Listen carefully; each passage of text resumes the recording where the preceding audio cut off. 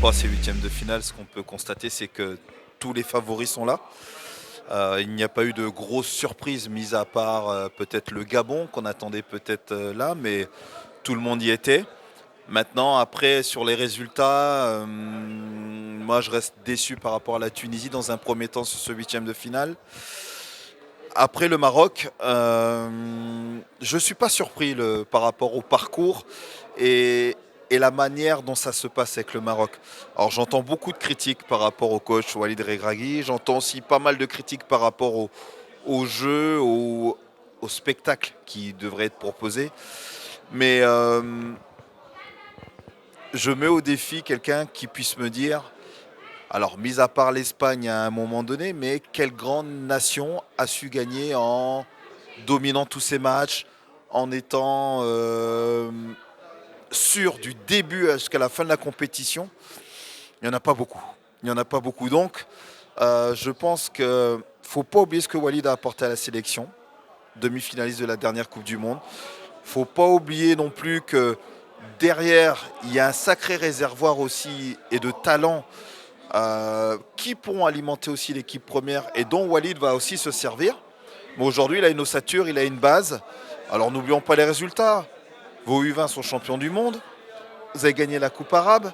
Je pense aussi qu'il va y avoir le CHAN. Les féminines, il ne faut pas oublier les féminines, ont été finalistes de la CAN ici. Donc tout cela, pour moi, pour l'équipe du Maroc, le parcours pour moi est normal pour le moment.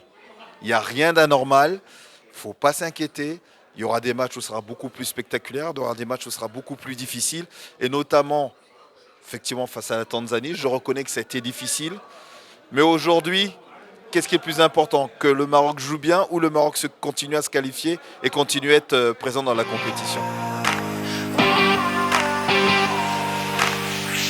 Alors, je me suis même permis de dire pendant la rencontre, j'ai fait une comparaison un petit peu. J'ai dit l'Argentine a Messi et le Maroc a Brahim Diaz aujourd'hui.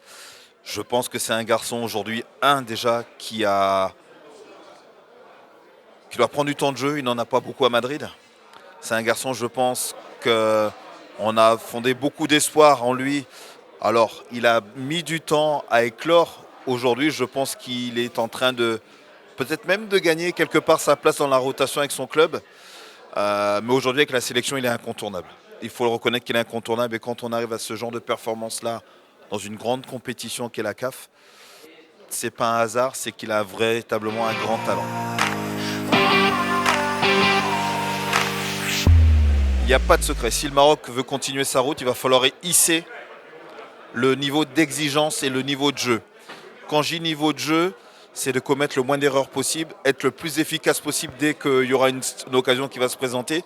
Ne pas attendre de se faire surprendre comme face à la Tanzanie. Ça aurait pu coûter très cher au Maroc, souvenez-vous. Début de première période, début de seconde période, il y a 2 grosses occasions pour la Tanzanie.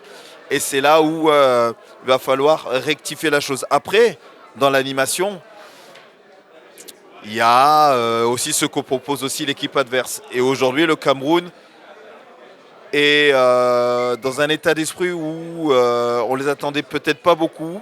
Moi, le premier, on attendait peut-être plutôt à ce que, malheureusement, ce qui se passe en état sportif vienne gâcher un peu le sportif. Et finalement, on se rend compte que ça a même plutôt unifié cette équipe et qu'elle est en train de faire un beau parcours. Donc, le Maroc, c'est ce qu'il doit faire. C'est ce qu'il doit faire pour battre le Cameroun. Maintenant, attention, parce que cette équipe camerounaise joue libérée. Donc on sait très bien qu'une équipe qu'on n'attend peut-être pas et qui est libérée comme ça est souvent très dangereuse. Mais je suppose, mais je suis certain que Walid sait ce qu'il faudra faire, va prévenir ses hommes. Et de toute manière, vous n'avez pas le choix. Les joueurs sont conscients aussi que tout n'a pas été parfait. Et que s'ils veulent continuer, vouloir aller en finale, 2, essayer de gagner la compétition, la troisième chose à faire, c'est qu'il va falloir tout simplement être meilleur sur ce qui a été proposé. Mais tout n'est pas jeté parce qu'il y a aussi de très bonnes choses aussi de faites par l'équipe de Walid. Les stades sont aussi beaux les uns que les autres. Moi, je vous avoue que j'ai été quand même très surpris, mais de manière très agréable, Mais pas non plus surpris à outre mesure parce que je sais que le Maroc a une force d'organisation. Je pense que le football va être un tremplin pour organiser d'autres compétitions. Quand je dis d'autres compétitions, je ne serais pas surpris qu'un jour on ait les Jeux Olympiques ici au Maroc. Je ne serais pas surpris non plus qu'un jour on ait un Grand Prix de Formule 1 qui pourrait revenir sur le sol africain, parce que l'Afrique du Sud l'a eu. Donc je ne serais pas surpris qu'un jour le Maroc postule aussi à ça. Mais au-delà de tout ça, les stades sont très beaux, les pelouses, il n'y a strictement rien à dire sur les pelouses parce qu'elles sont toutes plus belles les unes que les autres. On a atteint un niveau et on a su aussi apprendre de ses erreurs par le passé. Parce que tout n'a pas été parfait. On sait qu'en Afrique, on a des fois aussi des problèmes d'organisation.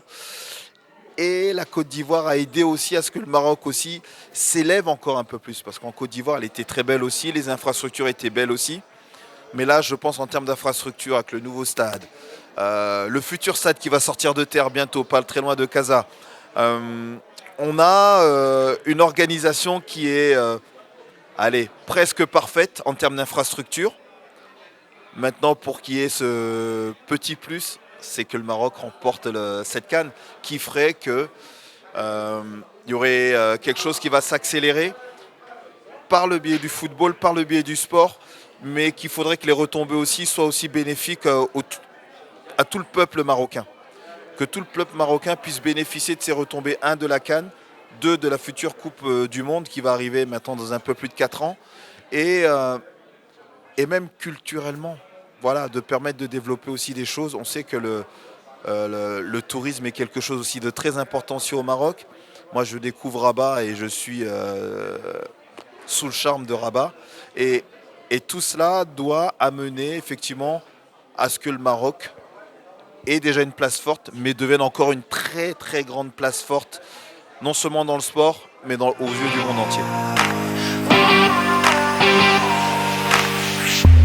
Je pense que quelque part c'est dommage de la repousser à tous les 4 ans. On était habitué à avoir cette CAN tous les 2 ans, ce qui permettait aussi à d'autres pays de développer aussi leur structure, de pouvoir aussi se faire connaître un petit peu aux yeux de tout le monde. Et là, en la repoussant tous les 4 ans, j'ai l'impression que, je ne vais pas dire qu'on freine le développement du football africain, mais qu'on veut le mettre quasiment au même niveau européen, voire mondial par rapport à la Coupe du Monde ou un Euro. Je pense qu'on devrait la laisser tous les 2 ans. Maintenant, je suis quelqu'un aussi, comme on dit, il faut laisser aussi à un moment donné, donner la chance à pourquoi pas l'organiser tous les 4 ans. Mais je ne suis pas non plus convaincu que tous les 4 ans soit la bonne décision. Je pense que l'Afrique a besoin de cette Coupe d'Afrique des Nations tous les 2 ans. C'est ce qui permet aussi au continent de pouvoir... je rejoins un petit peu ce qu'a dit Claude Leroy, de s'organiser, d'avoir des infrastructures, pas que sportives, mais aussi autoroutières, des routes, des écoles, bref, beaucoup de choses qui permettent de se développer de manière, je dirais, constante et pas attendre tous les 4 ans.